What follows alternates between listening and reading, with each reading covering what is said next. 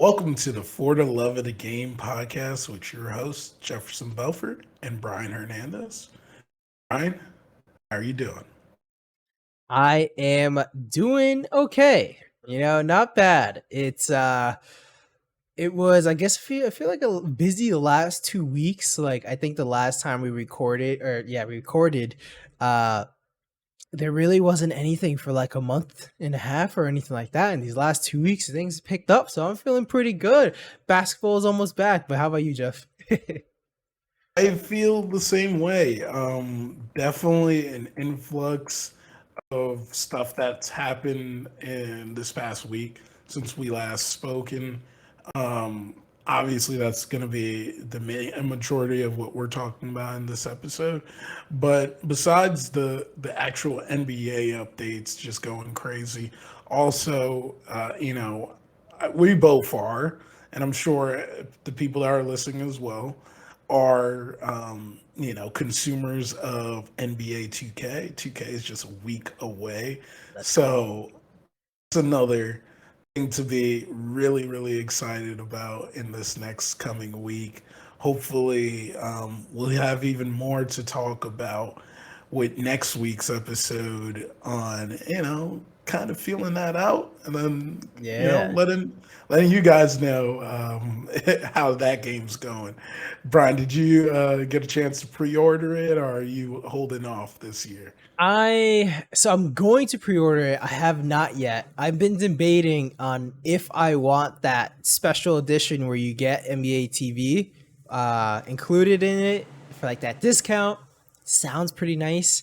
I usually get like the highest pre-order anyway, but I'm just wondering, like, do I want NBA TV? I think I do. I mean, I usually find basketball games through other means, but I'd like to. I like to We're be an not going to incriminate ourselves yeah, in here. no.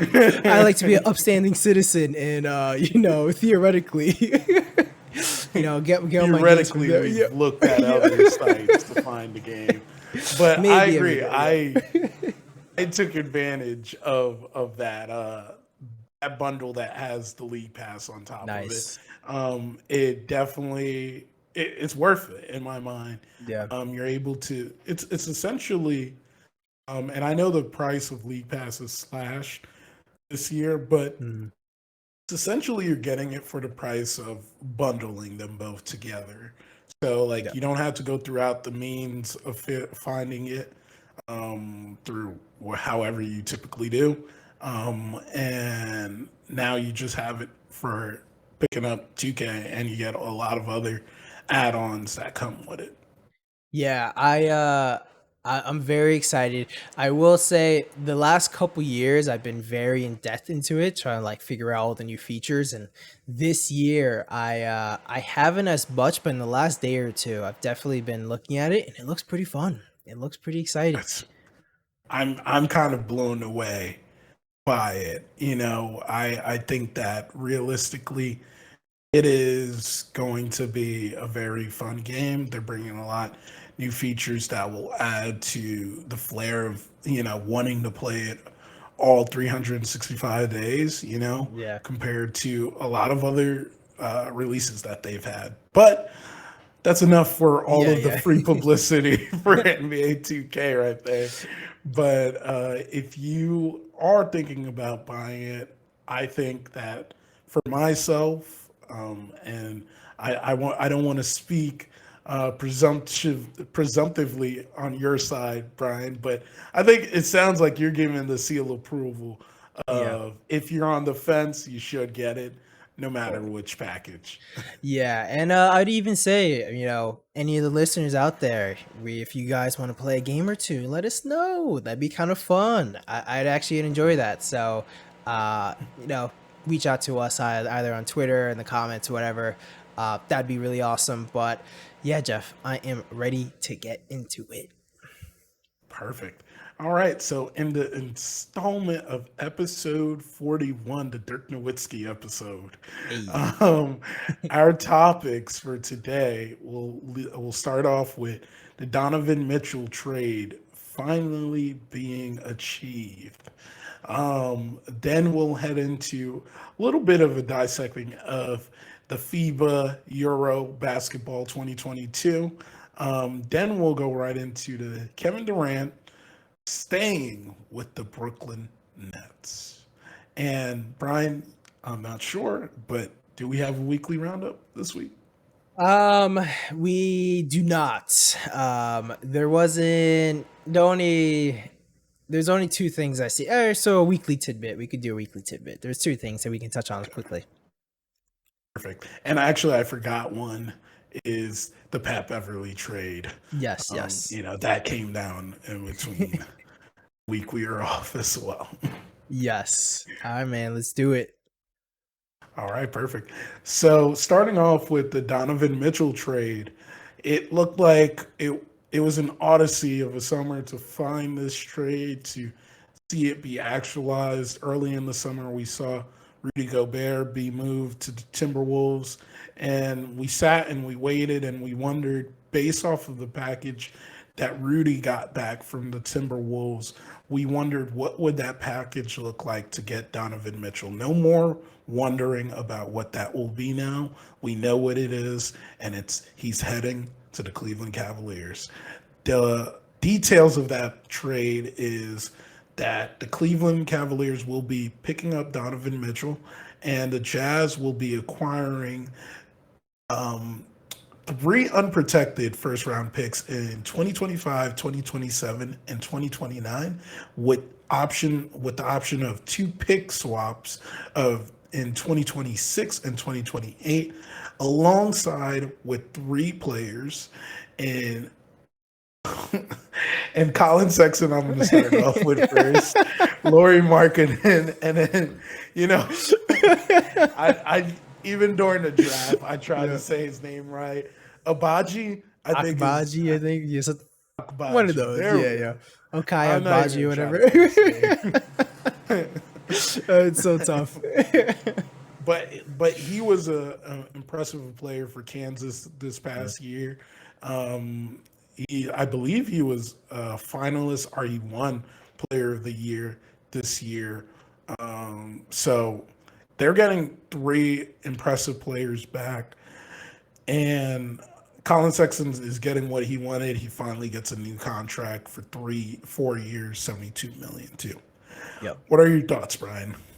Yeah, I think this is actually a pretty solid trade on both sides. I really don't think this is like a fleece or anything like that that usually Danny Ainge is known for. And a lot of people are saying, like, at least I see on Twitter, maybe you can tell me otherwise, see a lot of people saying that this is a haul that they got back, and it's super crazy. I think it's very nice. There's some nice upside here. So one, the players to me, like Lauri Markkanen, your average role player, nothing crazy. He actually had a solid year last year, but like even still, he's nowhere too crazy. He gets injured a lot. Akbaji, was drafted 14th, I believe, and so a lot of people could have had him. Let's see how he actually ends up playing, and he looks pretty impressive. But essentially, he's like a first-round pick in Utah's eyes. And then you have Colin Sexton, who has generally been a pretty solid NBA player, like a very good offensive player, undersized 2 guard, kind of, I guess, like a broke man's Donovan Mitchell in a sense. You get him for 4 years and 72, very solid contract. Colin Sexton, I'm sure, is very happy because it looked like he was probably going to be playing for the qualifying offer, and he was not going to be in a good situation. So, like, it's 18 mil a year, like for 4 years. That's pretty solid, especially for a player of his caliber. Just would love to see him actually stay healthy because he's just been injured his entire career. So the real money makers of this deal are the 3 unprotected first round picks. And the key with these, in my opinion, is that these are all after Donovan Mitchell's current contract runs out. So after those all run out, I believe in 24, 25, or whatever, these first round picks kick in. And so it's interesting to see. One, Cleveland Cavaliers, their entire roster essentially is under 25 or 25 and under. I mean, Donovan Mitchell is about to be 26 in a week or so. But like you have Jared Allen, who's like 24. You have, why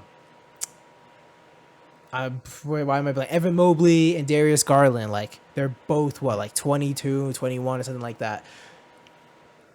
This core is going to be staying together for a long time. And if they do good and, Donovan Mitchell wants to stay, then most likely these unprotected picks aren't going to be much. They're going to be in the 20s. If it doesn't work out, Utah Jazz is going to be pretty happy. I mean, how happy are they going to be? Top 15 pick? Really nothing crazy, because you still have Evan Mobley, you still have Darius Garland. You would hope all those other guys want to stay as well. Like, it isn't too crazy. It is definitely just a lot of assets for one player, so it is exciting to see. But went on there for a lot. What do you think, Jeff? I have a completely. I think that I have a different view on Fleece or Hall on this deal, because I just think that all around this was a good trade for both teams, where both teams were able to achieve what they needed for different reasons. I think that since that trade in 2013, a lot of people have taken stock on picks. Yeah. People don't give credit for the fact of what happened with the Nets and in that trade is such an anomaly to happen. Yeah. You don't typically get into a situation like that where it works out in that way, where everything that could have went bad, Yeah. and it favored the Celtics. That's literally what happened. But I think that a lot of, at least for the public, and obviously the NBA watchers, the fans, even the casuals, they're taking too much stock on picks, and I think that kind of is what you see on Twitter, is when people see trades going around, or they'll see movement happening and they hear picks are being moved. People got to remember that a pick is theoretical. It's not an actual player. Like, that's why they're lucrative as much as they are an unknown. They're lucrative for the thought that you could build your future on it, but it is contingent on something else, right? Like, it's contingent on the other team.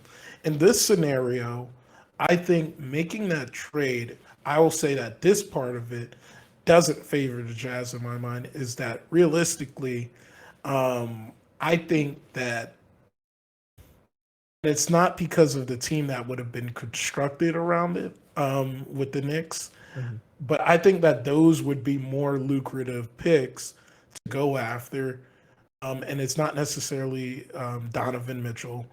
I just don't think that they're not at the same team construction level as where the Cavs are currently. So these picks are more likely going to be higher teens, early 20s, maybe even, if they play really well, late 20s,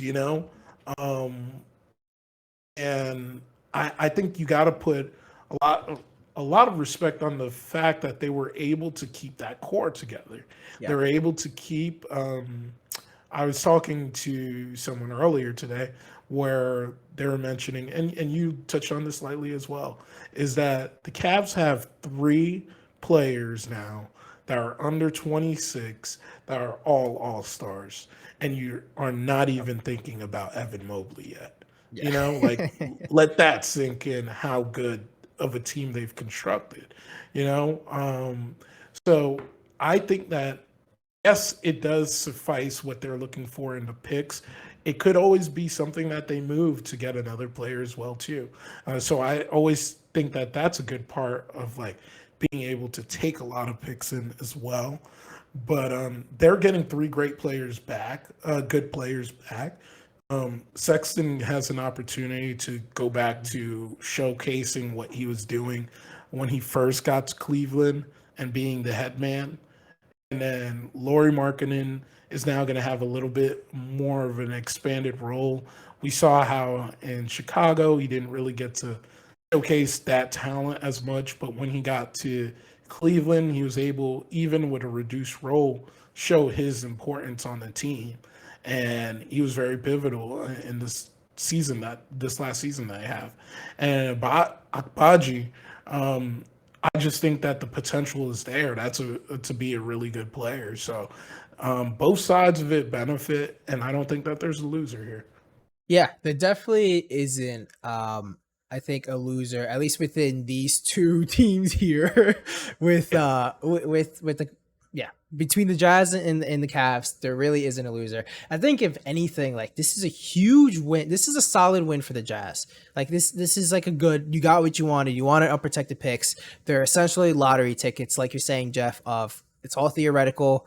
It could end up being just average picks, or it can end up being something really crazy, which, you know, Danny Ainge kind of made his career in a sense with the Nets and all that and back in the day. But yeah, for the Cavs, like so Lauri Markkinen, it was always kind of an awkward, you have your three big 7-footers, whatever. You have Lauri Markkinen playing your small forward.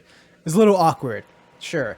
You have Akbaji, you just drafted him, trying to find a role for him. He could, you know, theoretically been a good fit for the team. And you have Colin Sexton, who was just, you didn't really want on that team anymore. Like you kind of had to keep him. He was an awkward fit when he played anyway. The Darius Garland, Colin Sexton just did not work at all. It was a mess. So you got rid of really three guys that you didn't really need.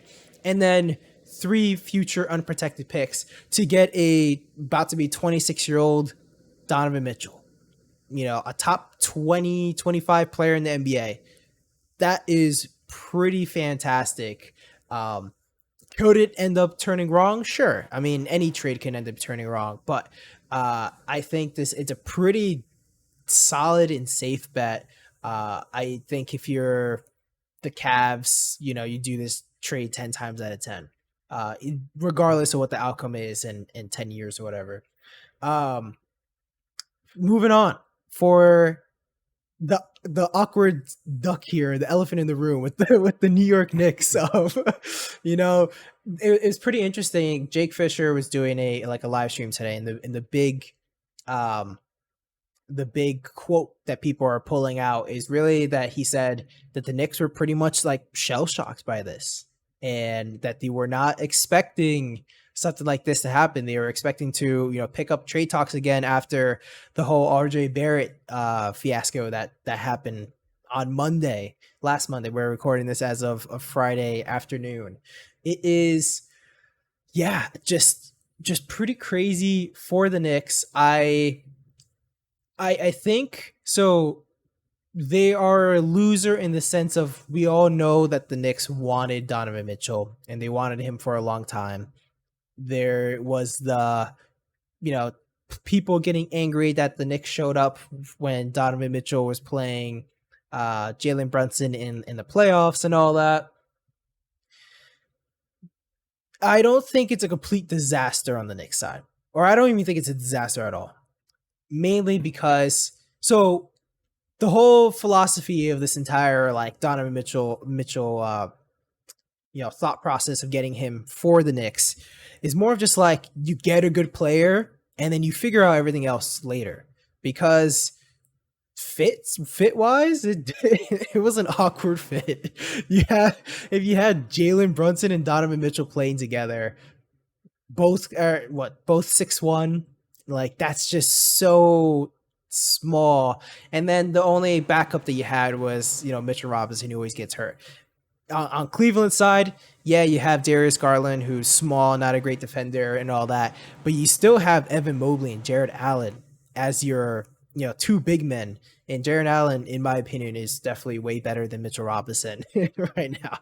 So like that is a huge upgrade there. And then as well, if the Knicks just succumb to the Jazz asking price, as you see, like the Knicks did not want to give up more than 2 first round picks, or 2 unprotected 1st round picks. You're really left with not much, especially if you're giving up RJ Barrett in that trade, which seemed like the big focal point, and it's more like the Jazz didn't really want to keep RJ Barrett. It's more you want RJ Barrett so you can trade him to someone else and hopefully get 2 first round picks or something like that. So it was just like it was just so awkward, the entire thing. And so as a Knicks fan, I'm definitely not angry at all. If anything, I think as in our group chat, as soon as it went down, I was like, thank God it's over. It's so like stressful, or not stressful, but like maybe it's slightly stressful, but annoying to have to hear about the rumors every single day. And then, a deal is done for the last 3 weeks. And then and like all this other stuff, like just let it be done, please. We're all tired. We're all mentally and emotionally exhausted. It's over now. I think if this happened and the Knicks lost this trade, like within the first 2-3 weeks, I think a lot of people would be pretty angry.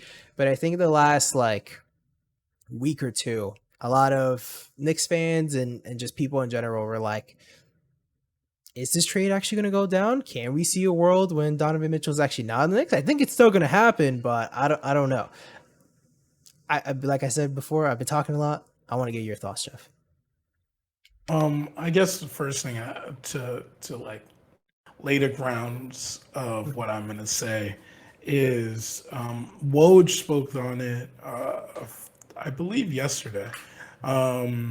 He spoke on how when the reports were that the deal had cooled down, the trade talks had cooled down between the Knicks and the Jazz, that and I'm not sure if it was their GM Mike Gansey, or I think it was Mike Gansey, but Mike Gansey was in New York for the U.S. Open, and he saw those reports, and from there, that's when the conversations started to begin with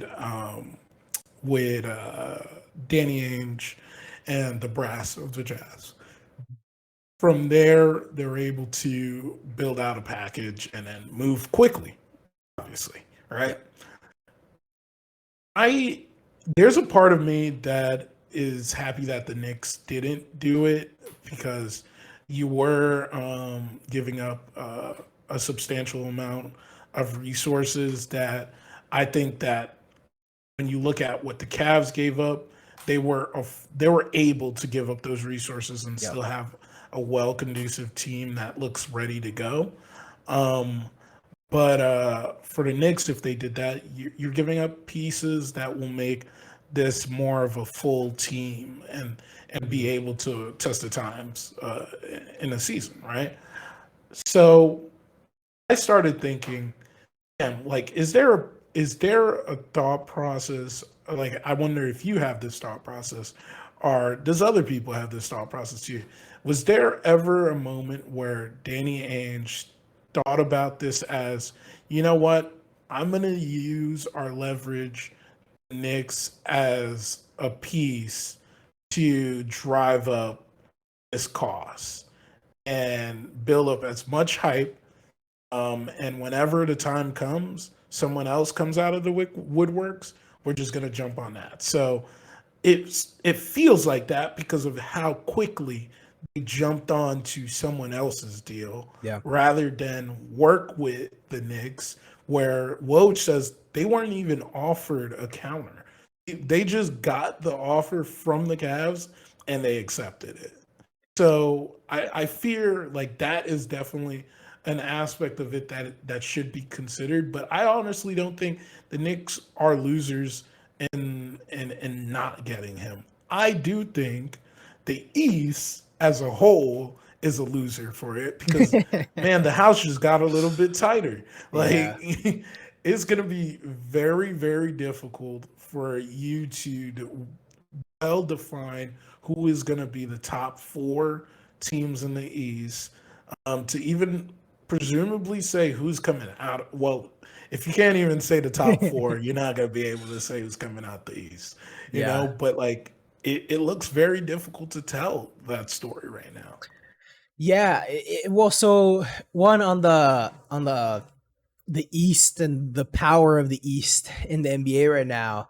Of I think about it, of course, mainly from like a Knicks perspective. And beforehand, I was like, maybe like 7th seed was like the highest that they can go. Now I'm like, I feel like we're 10th seed and like that's about it. Like I don't know if I feel like we're going to be in the same position of like looking outside of the play in.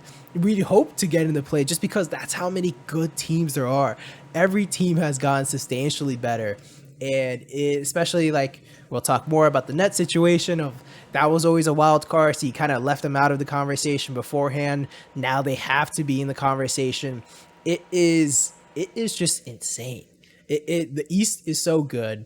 But I will say for the Danny Ainge using Knicks as a leverage thing, I do think it's definitely a factor. And I just looking at it of there's the reports. Well, one we talked a little bit off air of like Rick Bucher kind of had the conversation. He kind of brought up the idea of that actually was the case, whether it's actually true or not there from him. But you kind of can see with Jake Fisher again talking about every single time the deal got really close, Danny Ainge was the one that backed away. Every time he got to a 1 yard the 1 yard line, he backed away.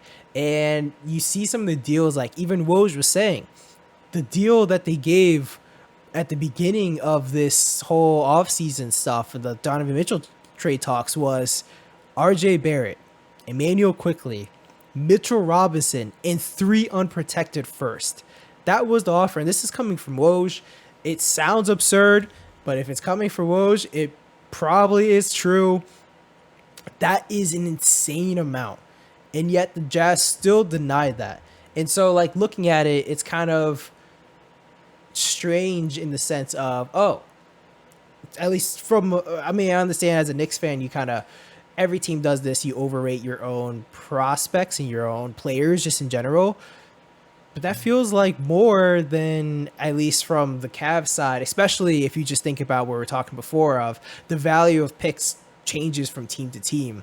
And if the Knicks did that, that would have been a complete disaster. And those unprotected picks probably would have been very good. It's just kind of like, definitely seems like if there wasn't a 4 unprotected picks, kind of 5 whatever, the 8 picks or whatever that they're asking for at the end of the day, the deal with the Knicks probably wasn't getting done on Danny Ainge's side and the Utah Jazz side. And it was like you're saying, they're trying to drum up a market, they're trying to get a lot of noise and string things along. And like you said, mainly really just the fact that there wasn't a counter offer. It wasn't even projected to the Knicks. And then the fact that the Knicks got shell-shocked by all this really says, like, I don't think Danny Ainge was as serious about trading to the Knicks. And the only way that would ever happen is if, like, his socks were blown off and it was an offer he couldn't refuse. That was the only way it seemed like Donovan Mitchell was going to the Knicks. No, it seems like, and I think there's an element of where a lot of people forget about is that all of these individuals are still human beings. Yes. And all of them still have connections that they hold on to. And clearly, he may be wearing the Utah Jazz navy blue, green, orange, yellow, whatever assortment of colors they have, but he still bleeds green, right? Yeah. And I think there is an aspect of him where he thinks back to, do I really want to put another contender in front of a team that I still, I might not openly talk about rooting for, but it's his baby, it's his passion and project was the Celtics that we see right now, right? So I think that played a part into it too. He probably never thought that there was a real world where he would put another contender up front as an obstacle in front of him. to make their path to the East a little bit easier. Granted, I don't think that he weighed that much, but I think there is an aspect of that comes to mind.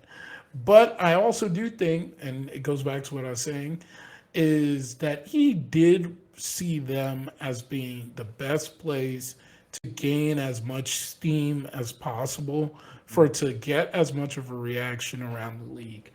Let's say if he did this with, because think about it, he didn't even bat an eye on Miami, and like Not at all. Miami's been flirting with Donovan Mitchell for the last year and a half about him coming to Miami. So, the fact that he didn't even think about it just goes to show is that like he knew where he was going to get the most people talking, the most conversation.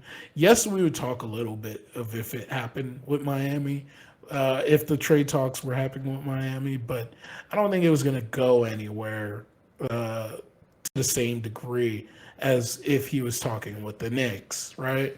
So, in turn, he rose the value of a trade where it was going to be 3 picks to now 5 picks, and then he was able to, obviously that package, like you said, if you compare the 3 players that the Knicks offered over the 3 players that the Cavs offered, and I would line each one of them up. If your best player in the trade would be Colin Sexton. The best player that would be traded on the Knicks would be R.J. Barrett. R.J. Barrett's better.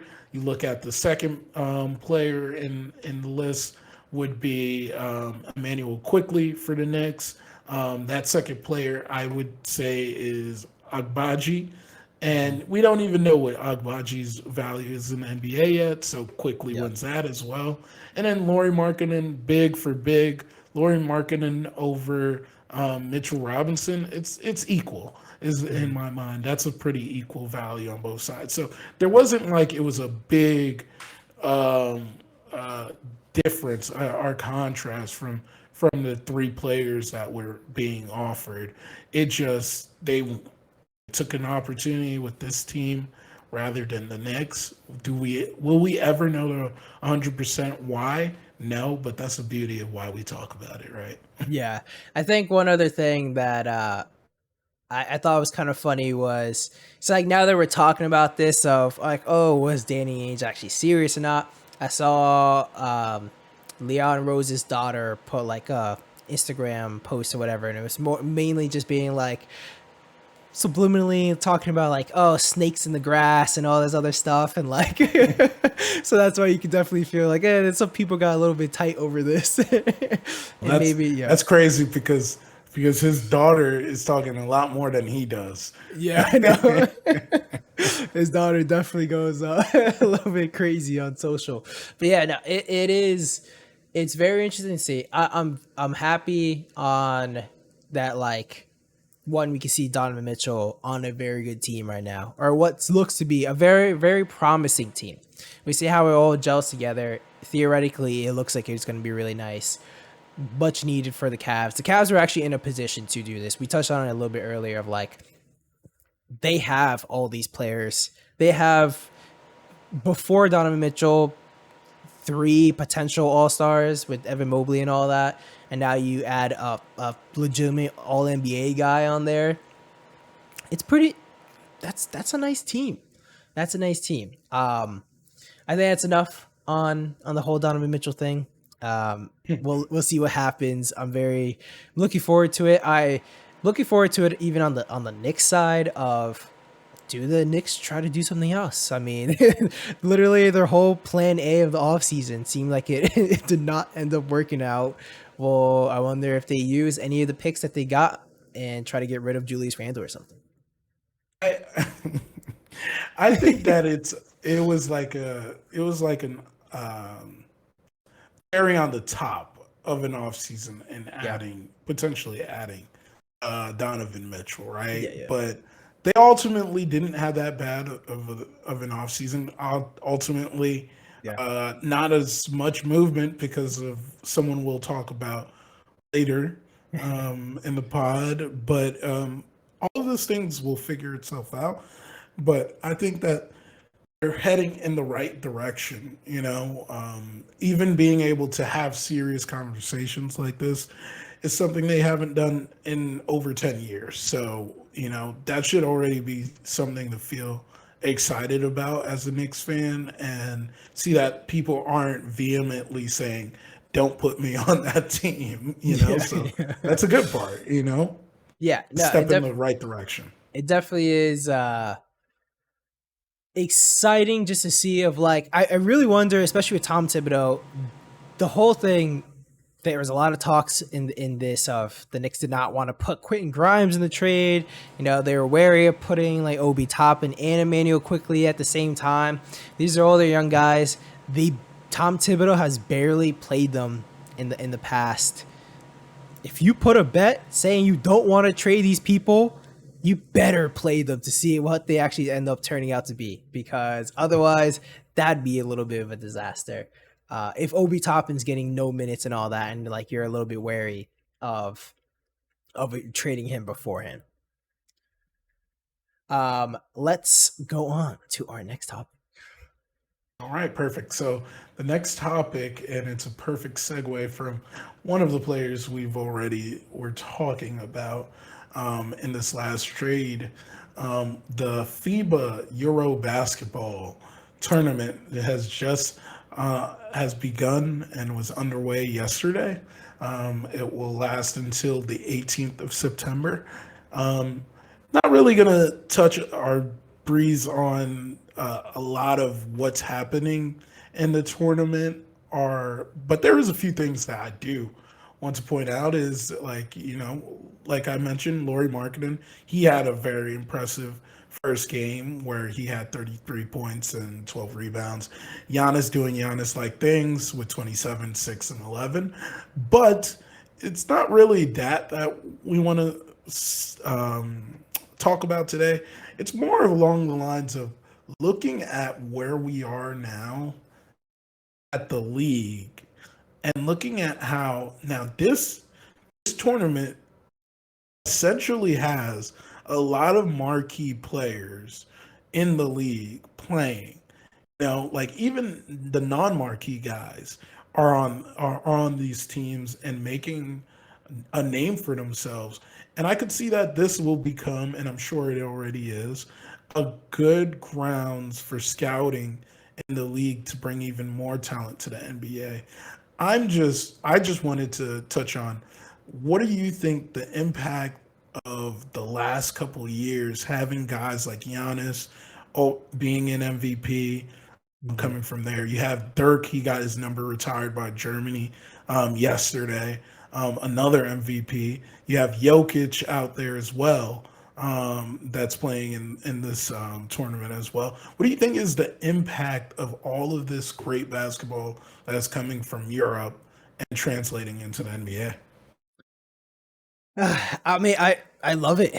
I love just seeing it. It's especially for the longest time, whenever you saw like a European prospect, a lot of people would kind of like poo on it. Like no one was like, European prospect, they're not going to be athletic. They're not going to do this or that. And it was just like, it was kind of looked down upon. And so it's really awesome to see, like you're saying about, essentially as of right now, like 3 MVP candidates. 2 of them already had MVPs of, Jokic and Giannis, and then the third potential is Luka on there. Like these guys those 3 names are essentially close to pretty much running the league now, and they're all European players. And just seeing, like you're talking about, of potential guys that could come over, it's happening more and more. And I know even from the Knicks side, we got a guy we drafted last year, Rokas Jokubaitis, who's in Lithuania right now, killing it, looking like one of the best young players out there. But yeah, it's really cool to see. I like when players, have I don't know the right word, but just like want to go back further to their home country and actually play and represent their countries. Like that's really awesome. Even seeing like Team France, it's you have Rudy, you have Ever Fournier, like you have a lot of like really good good players on there. And then like we're talking about of the impact of it on this. Look at next year who everyone is trying to tank for. When with Victor Wembanyama, like that's a French guy. like this is it's really cool to see how much these players are coming over and actually just dominate. Even like a new guy like Wagner, like he's looking pretty fantastic out there, and it's pretty it's great to see. The more better players you can have on the NBA court, yeah, the better it is just for the game. But what do you think? I think you brought up France, and I think it's perfect time to talk about this too. Is you see a guy like Joel Embiid just got his citizenship in France, so he can potentially play in 2024 for those games. And you look at just like you said, the talent that is coming from overseas is starting to. I'm not going to say drown out the talent that's here, but there's just a difference in how I don't know what's the best way to say this without sounding like, I think this is the best way to put it, is obviously in the NBA, there's guys that have to go through the grind. Yep. There's a different type of grind in other countries, what's the situation. And like, looking at guys like the Joel Embiids of the world that came from Cameroon, like, he probably couldn't tell you where New Jersey from New York to Wisconsin was on the map before he moved here, and to assimilate yourself, not only go from where you were in your own country to then move over to this country and then assimilate yourself, learn a language, become proficient enough to talk about it, learn from your teammates, learn from the coaches, and be dominant. Like, that's not what any of the NBA players have to go through. Yep. So, like, when you see someone can effectively do that and still become a superstar, you give them a lot of props for that. And, I lightly talked about how Joel Embiid is doing that, but there was a lot of, and I like this side of it as well too, because it adds to like more things to laugh about or joke about in the NBA is the Nigeria basketball team has a very active Twitter. And recently when they were in the qualifiers, when Greece was in the qualifiers and the Antetokounmpo brothers was going off, they made their own like shade. They're throwing a little bit of shade at them, because Greece was obviously taking I wouldn't say taking advantage, but those guys they represent Greece, that's where they lived for a long time. But the Nigeria Twitter team always makes jokes about that, so it's always funny to see. And then it's funny to see someone post something about saying like, well, then why don't y'all beat them or something? And then see them repost something back like, this is what we did last year. That's what we did last year or last time we met them, so it's funny to see the new banter from like these international teams and just see how much bigger the world is and the world of basketball is, and seeing all of the type of talent that could come from. And like you said, Victor, we're waiting for him. We're waiting to see that talent and see what it becomes in the NBA. I think it's also just good it makes it I guess like accessible and just kind of like an obtainable dream, I'm sure, for a lot of these younger kids out there. And especially the scouting gets put out even bigger, and like scouts go out to these different countries and try to find these hidden gems and all that. Like it's awesome to see when you can just have more quality talent, and it's happening more and more. It's very exciting. Definitely love just more basketball. Give us basketball all the time. There was actually the one thing I wanted to touch on. I forgot to bring it up during the last segment with the Donovan Mitchell stuff. I was thinking about it, And like you see what kind of the offer was for like Donovan Mitchell. And I'm just thinking, I'm like, man, at the time I kind of wanted this. And right now I kind of really wish the Knicks did this instead. Was go after Dejounte Murray. Like just looking at like what the Hawks gave up for like Dejounte Murray was like Gallinari, who's old and Just injured. got injured. Yeah, injured. He literally He just got, torn his meniscus. yeah, like a week ago.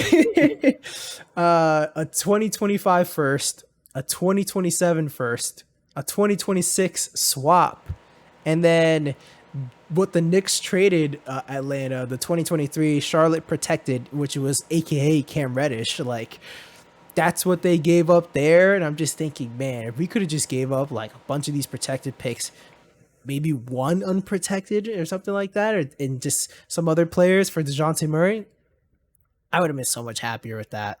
That and even the fit kind of is a little bit nicer because Dejounte Murray is actually like tall, even though he can't shoot that well. But other than that, like I would have liked it a little bit better. But just something I wanted to bring up. What do you think about that? I think that's a little bit of hindsight's 2020. Yeah, definitely. For me in that sense. But I think that and this is why we why we are on a podcast together. Yeah. It's because you're a sensible Knicks fan. But if you told most Knicks fans, well, maybe we should lay off of getting Donovan Mitchell and go and get Dejounte Murray instead. Just think about what the conversation would have been like, and it's not, and I think New York is always mindful of that too. Yeah. Is because we've seen how even with picks, with players, ultimately, Porzingis was a good pick. Like he was a good pick at the time. What he was, there was just things that did not work out, right? And that happens. You know what I mean? He ultimately was the right decision to be made at that moment, right? Yeah. But you saw how Knicks fans reacted to that, right? And now because he's off the team, those same type of people feel vindicated in their thought process of that, yeah, I was right about this guy. I knew he was going to be like this, Yeah. But ultimately, a lot of Knicks fans want you to swing for the fences whenever there's a movement. And we've talked about that before too, is that there's not a place where the Knicks can be able to like rise from mediocrity, put the pieces together quietly, and no one gives them a fuss about it. Like they just can't. It's hard to do that in the middle of New York City with all of that pressure on you. But realistically, I think that's what needs to happen for the Knicks to become a team that's prominent, Like everyone always talks about like how Patrick Ewing fell in their laps in that way, but realistically, it was also the construction of the team. Like it couldn't have just been Patrick Ewing.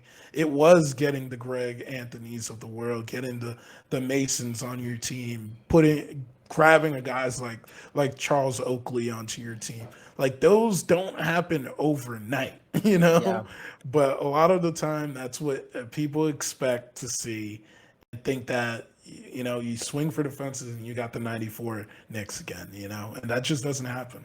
Yeah, it's always funny. I always think about like, because there's plenty of like sensible Knicks fans, but then you have like the Knicks fan that's like your uncle at the barbecue that like watches maybe 5 games in the entire year, but is the loudest person out there, and he's like, they should have done this. I don't care. They should have traded everything. Who cares about like that kind of stuff? Hey, Stephen A. Smith. Yeah, aka essentially Stephen A. Like it's really funny to see, and even just like there's really 2 big like Knicks podcasts, and one is very like logical, looks at all the math, the numbers, wants to know all that. And the other one is very like I was saying, the uncle at the barbecue that's like, we should have done this, going crazy. It's just absolutely hilarious to see both sides right now. But yeah, it's side tangent. Want to move on to? Well, that's a good. a good segue right Yeah. into the Nets, because we had a very, very Yes. interesting summer as well.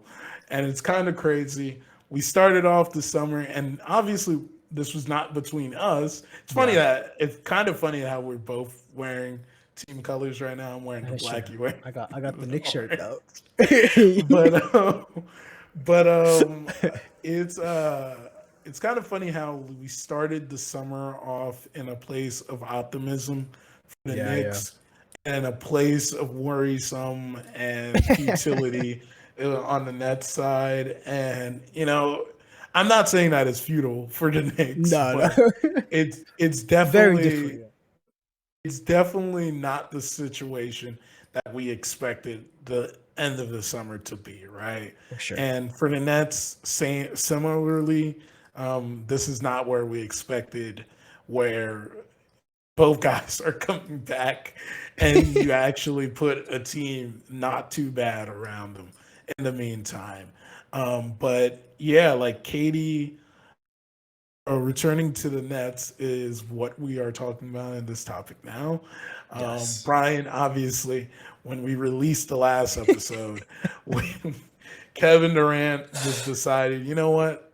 Uh, you might as well just erase that episode Yeah. because half of what you were talking about is not even going to matter in less than 24 hours because I'm Yeah. staying. What are your thoughts, Brian? I mean, so it just kind of feels good in the sense of the entire offseason. I was just saying, like, I don't see him leaving. It just doesn't make sense. It's just not going to happen. Like, even if he really, I still would believe if he never took away his trade requests and all that, I think he'd still just be on the team for the season and all that. I think this is very good for the Nets. It is very exciting because this entire time I've even just been saying of they're one of my top teams with just purely on talent alone, man. Just yeah, it was very smart by the Nets to still build like this team was going to have Kevin Durant, even though they were shopping Kevin Durant this entire time and trying to figure out what to get. But like this team is nice. Like picking up like Royce O'Neal in the offseason. You're just the team's gonna be healthier. Picking up TJ Warren. That's to me, that's like a nice, like, in a sense, a lottery ticket of he did some really good things in the bubble. A lot of people did some really good things in the bubble. And just even with no fans and all that, we'll love to see him come back. He definitely still has, that potential there.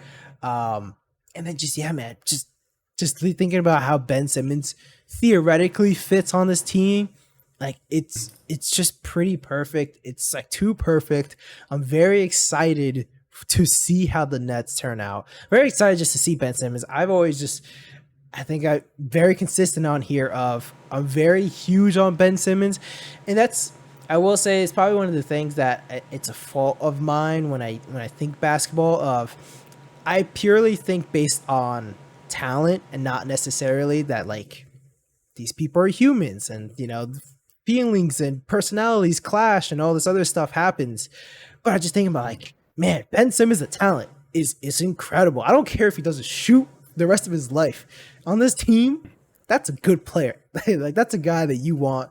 That's a potential defensive player of the year right there that you're adding to with two of the maybe top 5 scorers and Kevin Durant and Kyrie. Like, man, the Nets should be walking away pretty happy from this. I am actually curious. I want to get your take on all this, but I actually want to get your take on, do you think things are going to be a little bit awkward of, Kevin Durant was just going after Steven Nashville's head and and Kyrie and all this other stuff? Like, is it a little awkward or I don't know. So I love that there was reports that came shortly after from Woj that showed that are shams actually, that Kevin Durant and Kyrie never lost contact with one another. Obviously, you see all of the videos of them doing their runs. Yeah. So they've maintained their relationship. So that's for one, still there. As for the Stephen Nashville side of it, I think that it was imperative that when they made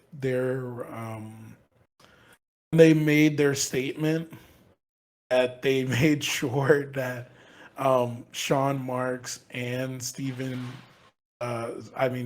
Nash were included in the statement as well, to let it be known that, to clear the air. I'm sure there was things that was said that needed to be have said.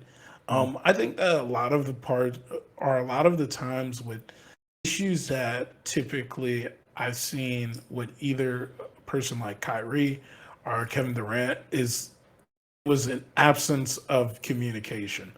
And you see so many times, like Kyrie reflects on some of the things that's happened in his career in the past, saying he lacked the maturity for it or the understanding at that moment. You've seen Kevin Durant have that amount of introspective as well when he sat down with Draymond Green to discuss when they were having that shouting match on the bench, that game when in his last season with the Warriors, right? So I think that it was important that I was against it too, that Joe Size stood his ground and made sure that there was a place or grounds for them to meet and be on the same page with certain things. Do I think this ultimately changes how he views them or what he thinks about them? Absolutely not. I still think that there is stuff that needs to be resolved, but there's nothing that resolves problems better than winning, is what they say, right? So I think the best way they can prove, both sides prove to one another that they're both committed, is put their best foot forward. Clearly, Nets were taking proactive steps with that, and what you were saying about the roster construction, and they quietly put a team that is not bad around them during this offseason, being able to, and it seems like they finally got the notice that we're going to stop getting guys that are under the height of 6'3". So this offseason, they added Ebner Sumner, who is around 6'5". I remember seeing, obviously you said TJ Warren, he's 6'8". Royce O'Neal, there's a lot of conflicting reports about his height, but for some reason, someone was on Twitter talking about this too. I was saying that Royce O'Neal is listed at 6'4", but he's standing by Ben Simmons. He's not that short compared to Ben Simmons. So I don't know what's his actual height. I can't tell you what it is. When things happen where they changed everyone's height because they started listing people by their heights without shoes, and before they're listing with shoes, things got very confusing. I think the same thing's kind of with Donovan Mitchell. I think he's 6'3" with shoes, but 6'1" without shoes. And then you look at Jalen Brunson, and he's 6'1" with shoes. So it's so confusing. It just he's probably closer to 6'7", because he's going to be playing with shoes. He's not playing barefoot. So, I mean, that's nice. Oh, that's pretty dumb. Yeah. I know. But yeah, so there's that. And then another very quiet acquisition in getting a guy like Watanabe. I know the Raptors really enjoy having him on their team. He's not on a full-time contract. He is gonna have to be fighting for a roster spot in training camp. But they did bring in Markieff Morris as well, which was another solid, move in a quiet off season. Well, not so quiet off season, but yeah, in the front of moving players, it was pretty quiet off season. So they've done what they needed to do to help with constructing this team to be a little bit younger, less reliant on buyout players.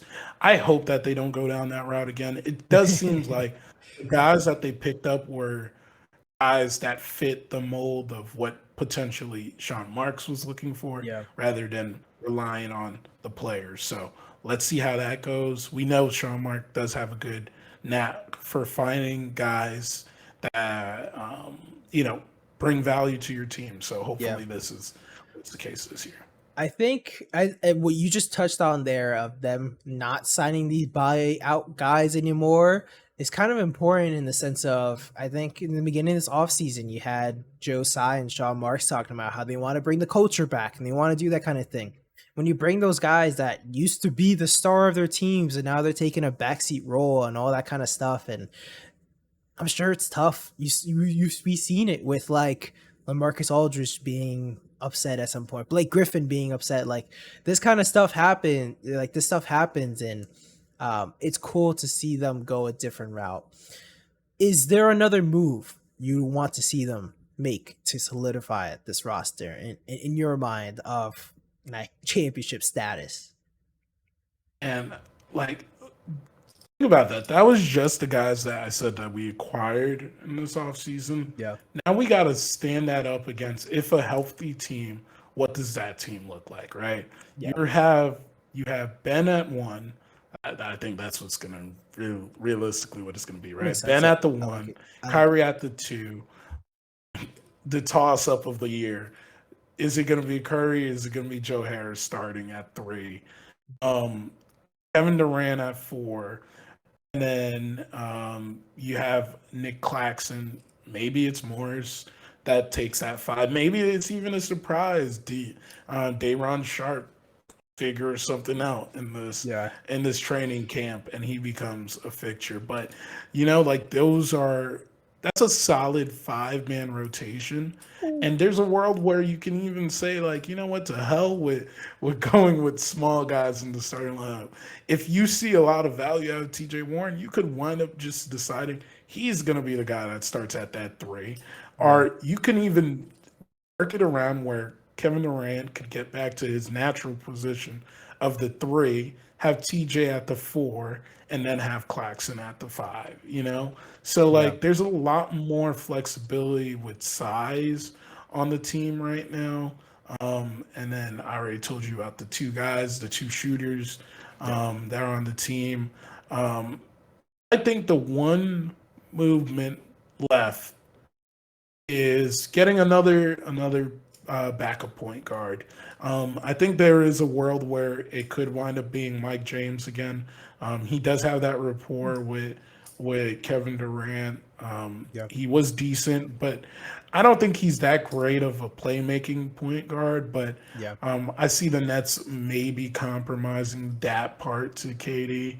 But I think that honestly, keep an eye out on Mike Conley, see if he gets bought out, and see if he wants to in an open market, because you don't need Mike Conley to be Mike Conley of 5 years ago. Yeah. You don't need Mike Conley to be Mike Conley of 10 years ago.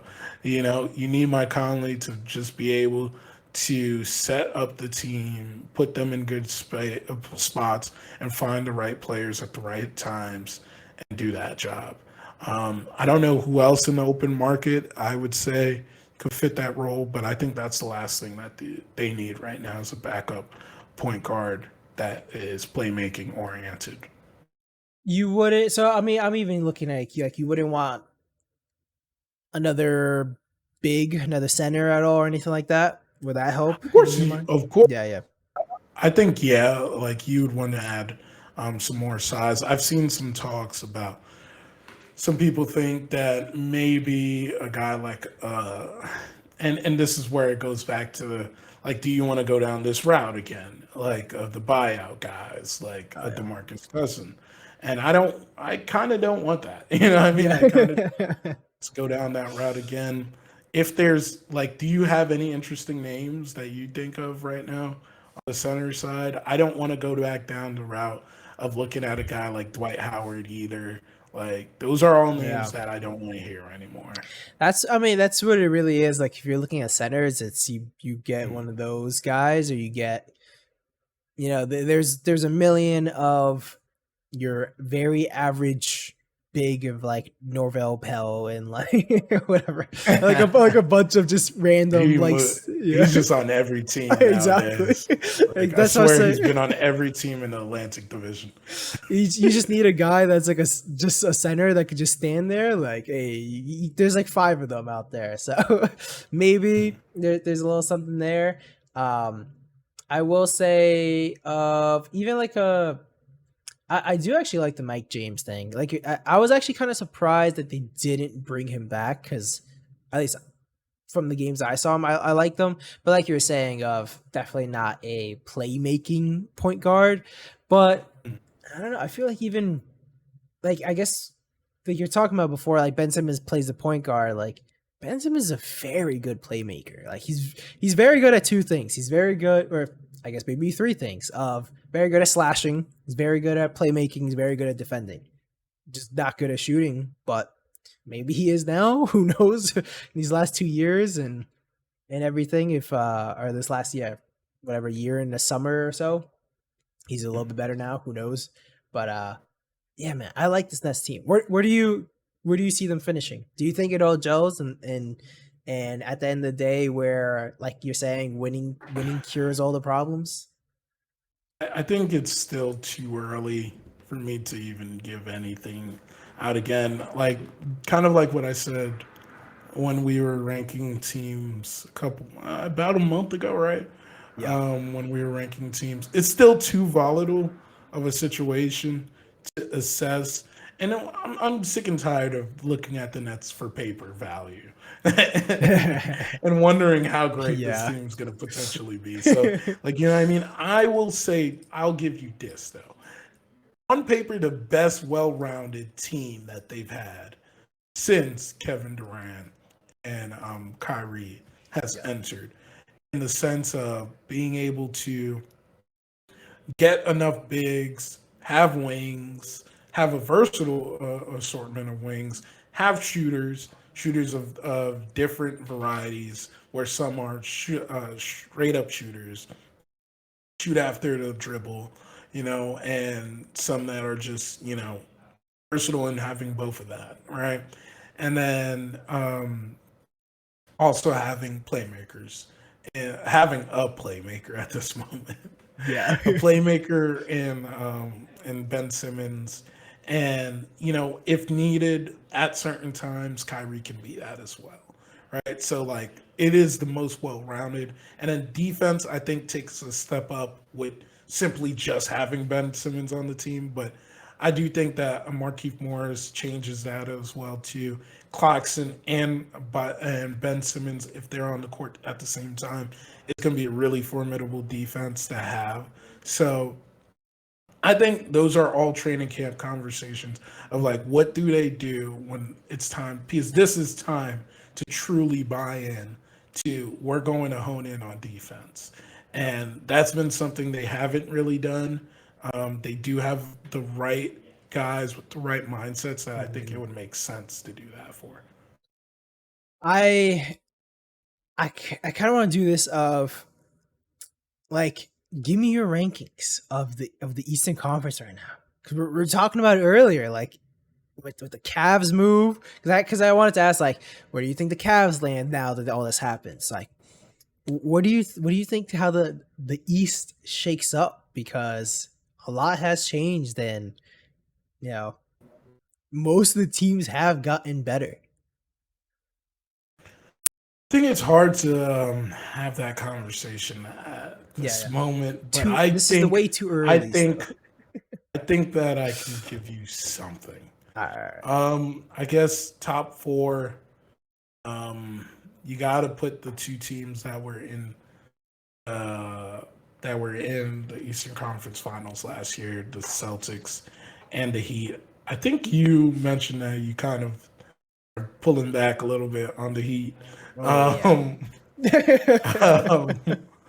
I think you also have to include 2 teams that essentially the year before played in the NBA Finals, which was not the NBA Finals. It's going to be the Nets and the Bucks. and there's no order to what I'm saying here. These are just Got it. the assortment of players or teams. The team that should be there, but there's just not enough space to put them in there, is the Sixers. I just dropped a video saying that I think they're gonna win the chip this year. So like, there's that, right? That just adds to it, right? It wouldn't be unheard of as a 4 or 5 seed to win the championship, though, right? That's fair. And from there, it starts just becoming like a bar fight. Like after them, So that's 5 teams you named, correct? Right? I think Cavs. Yeah. Okay. Cavs 6. Cav 6. Oh no. You got Chicago. You got Atlanta. Cavs 6. Raptors 7. And Raptors 7. So Raptors in the play-in. Yeah. Yeah. What else? You got, like I said, you got Chicago. You got Atlanta that you're still missing. Chicago there. Chicago 8. Chicago over Atlanta. I think because Alonzo Ball.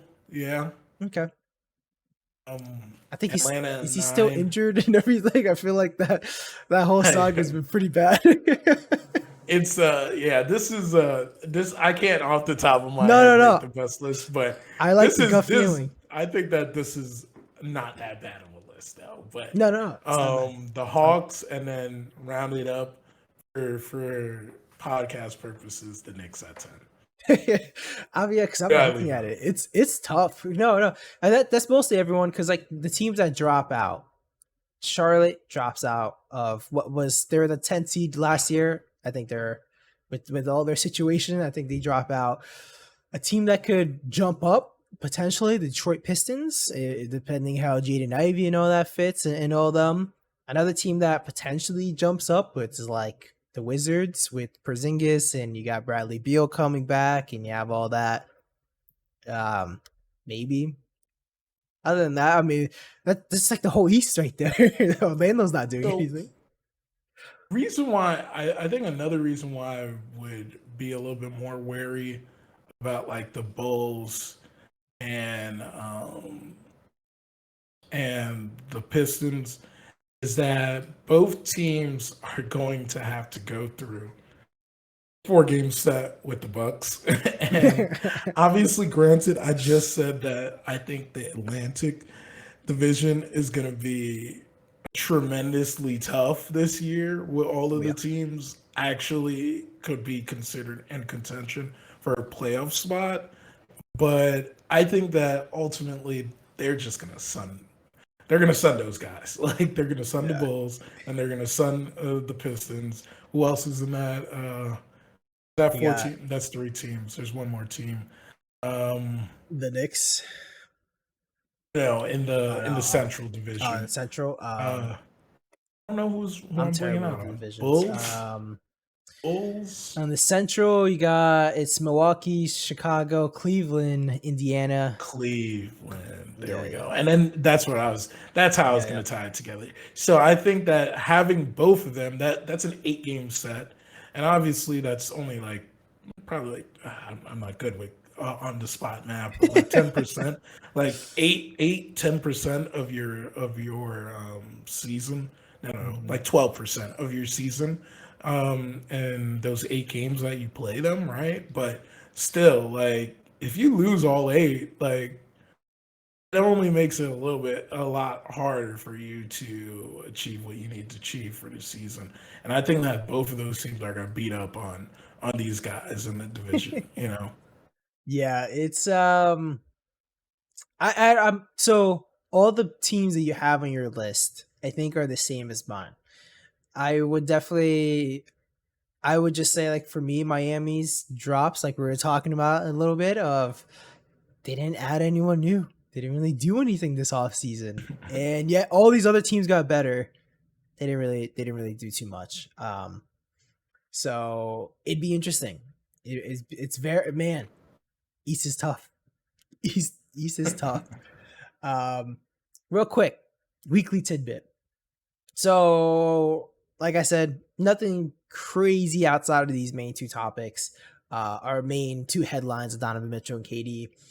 But so like we touched on it a little bit. Do you think that Danilo Gallinari, his actual injury was like an ACL tear, like he got announced, I think yesterday or so. How do you feel? So I'm assuming he's probably out for the rest of the season for Boston. Like, did you think he was a big contributor, or was he a good ad in your mind?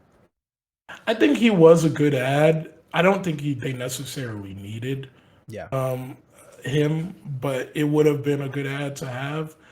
I don't know.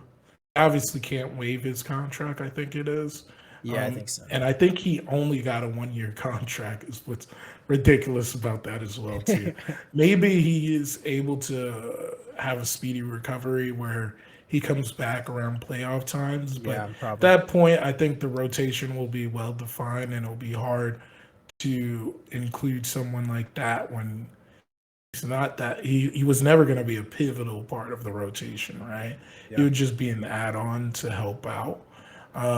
So as much as I feel bad for him, I don't think that this greatly moves the needle on the Celtics. Yeah. Like they're still contenders without Danilo. Exactly. Like you're saying, he's probably on the end of the rotation list. And so, hey, they can fix something out. It would have been nice to have him. It's a nice to have, not a need to have. Next, we touched on it last week. We were talking about Chet Holmgren and his whole situation. And at that time, we didn't know what the outcome of the injury, if it was big or small. We're just like, these guys should they be playing these pro-am games and all that. Turns out, Chet Holmgren missing his entire rookie season. The injury was a huge deal. Guarding LeBron James, a 38-year-old LeBron James did a good job defending him. But Chet Holmgren, he's out for the season. How do you feel about this, and what are your thoughts? It's exactly how I felt and what I mentioned last time we spoke. Obviously, I know, and I didn't bring this up last time we spoke. I know about the DPE, the disabled player exception, but I really do think, because it hasn't been granted yet, I really do think that there's a side of the NBA that's fighting on, well, this did not happen within confines of how we play, right? This was done externally.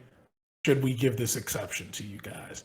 The fact that it hasn't been granted already, and it's been a little over a week now since they requested it, is exactly what I was talking about last week. And my fear of now these games are going to be a detriment to certain players. And it's sad that it had to happen to you don't want it to happen to anyone, right? Yeah. But for it to be on the nose right now, with it being one of the guys that was a top 5 pick in the draft this year, just goes to show like why this will be something that they consider to talk about a little bit more, with wondering whether or not we could fit our place into contracts about extracurricular activities of these assortments, because now he's affected, right? Like this effectively could affect his career, right? Yeah. I know I mentioned that Kevin Durant before had foot injuries, and clearly you see what he looks like as a player, right? But you mentioned as well is that two different skill types, right? Yeah. Like Kevin Durant is a more feathery player with a jump shot game, where Chet is more of bruiser, not a true bruiser, but he does get in the paint and gets his shot going. He can occasionally shoot a 3, right? So how does that affect his game when he comes back? Only time could tell. But at the same time, it does make you just, feel worrisome about like what is going to be the next course of actions for the NBA considering these things. Maybe the NBA just takes it lightly and say, hey, like it's a thing that happens within the game. They honor the DPE and then give it to them. and we go from there, or maybe they don't, and then we have a whole new conversation about how players and teams should handle pro-ams. So very well said. I actually kind of want to get your thought on, do you think this is like or are you worried about this type of archetype of player of a 7-footer that's more in the paint? Because like excluding Kevin Durant, because we don't really see Kevin Durant. It's not that he can't drive to the paint; it's that he does most of his damage on the 3-point and mid range. He doesn't drive to the paint as often as a player like Chet Holmgren, like a Porzingis. That we see a lot of these 7-foot lanky guys nowadays just getting injured all the time, and even someone like Evan Mobley missed a substantial amount of time last season. Does that worry you at all when you see this? And now we have another one coming out with Victor Wembanyama. Like, I think he's had a little bit of injury stuff before. Do these type of players worry you? These unicorns? Honestly, no. I think that it's just more along the lines of, I think we've spoken about this before as well too, is that it's kind of the frame that players typically have nowadays and the pace of play that it's played on, that's why we're seeing injuries of this variety happening. But what I think is the best part of it, seeing this injuries are having to be happen. I don't know what I'm saying. That these injuries are happening. I don't know why I can't talk right now. But yeah, they are allowing for doctors to have more studies, more information, more research about how we can recover on some of these injuries. So like that's why it's good. Even when Kevin Durant had this injury, similar injury in 2014 or 2015, either one of those years. I don't remember exactly which year it was, but when he had that injury, it made the science around it a lot easier for when other players have a similar injury, because now they know why this is happening. They know how to treat it. They know how to recover from this faster. So I don't think that it should be something that the NBA is worried about. I think that effectively, as much as there's bad in injuries, there's also good. And the good part of it is that now we have more in-depth research to go off of about how to recover it, how to test against it, and how to prevent further breaking in said spots. Yeah. I like you're saying, I definitely hope this recovery is just easier nowadays and all this stuff, because definitely is a little bit worrisome that it keeps happening to this type of archetype of player. But now, speedy recovery for Chet Holmgren. Hopefully this helps him in the long run, and he's a better player at the end of the day. That's all I got. Anything else you want to say before we call it an episode? All right, one last thing. We did not touch on the Pat Bev. Oh, and I completely forgot. Right, but we can wrap that. We can wrap that real quick. Honestly. Yeah. It's not super long. It's last couple minutes. Let's go. You know, and I'll keep it under a minute. Westbrook out. Pat Bev in. Problem solved right there. I don't know how you get it done. I don't know if the Lakers care how it gets done, but there's no way God Almighty, on this same earth, on this same planet, in this same universe, in this same multiverse, Pat Bev and Westbrook will be sitting in the same locker room and have good conversation with each other and work well. Oh my god! This is honestly probably one of my favorite things. This needs to be like a TV show. This needs to be recorded. We need a documentary. If Westbrook is still on this team at the end of the year, I want to see a documentary on this Lakers team and how this shakes up. Because a little background for some of the listeners that don't know about some of this beef. In 2013, during the playoff series, Westbrook was actually injured in the first round when Pat Beverly went for a steal, I believe I was trying to watch the clip. It looked like Russ Westbrook was just running up the floor, about to call a timeout, and Pat Beverly runs in, steals the ball, knocks into his knee. Westbrook is injured. For years after, they're chirping at each other every single time they play. There's drama and all this other stuff. And then, so from 2013 to 2019, after all this bickering and everything, we got the quote from Westbrook after they play, and he says, "Pat Bev trick all y'all." You know, like Pat Beverly's actually playing defense. He doesn't actually guard anybody, and he's just running around. And so we had like just running around out there. And so a lot of people actually thought this was like, oh, this is actually like kind of legit. This is kind of true. He's not completely lying here. And Pat Beverly actually was like, he talked about on the Old Man the 3 podcast of, you know, like it actually damaged his career. Like people didn't want to sign him afterwards, and it really messed with him. And so when the tables actually turned in these last few years, Pat Beverly's actually been pretty open and happy to clap back. Exactly. You know, last year, yeah, exactly. He's saying you trash to Westbrook and all that, and last year he tweeted out like. He literally tweeted out, "I remember when somebody said all I do is run around and not trick y'all. Well, my boy is the real magician this year," talking about how Westbrook is making all this money, you know, doing all this stuff. And later on, he tweeted out like, "It's no fun when the rabbits got the gun," and like all this kind of stuff. And this was pretty much last year was Pat Beverly's year. Like he was actually exactly. It was a revenge season. He went everywhere talking trash. We got the Westbrook stuff and all of that, and it was just a perfect storm. And now these two guys are on the same roster. I really hope that Westbrook is on this team. We already have Darvin Ham talking about how these two are going to play with each other. Let's see if this actually ends up happening. But Jeff, what do you think about everything?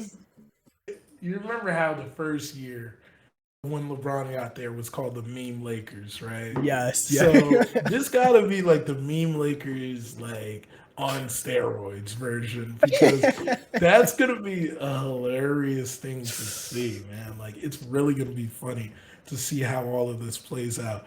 You just like skimmed the top of all the Pat Beverly. I just wait. That was like, quick.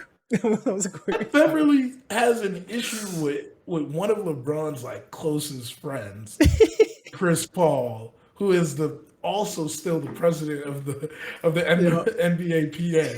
You know what I mean? Like he's an interesting person for them to finally give up THT. I know they gave up after all of these years of holding on to THT. They're like, man, we can't move him for this, we can't move him for that. But you know, man, once you see Pat Bev, so we gotta give him up for. Oh my god, yeah, it's crazy. Of like THT actually has some like legit trade value, like especially they took him away from the. What was it? Kyle Lowry. Like they could have had Kyle Lowry and everything, the Lakers, and nope. We want THT. And exactly. he was a very coveted player. Think about how different this team would have been. Ooh. Because that was about a year and a half ago. Yeah. 2 seasons ago, but it was a year and a half ago. You know, like we probably would have saw them do back to back.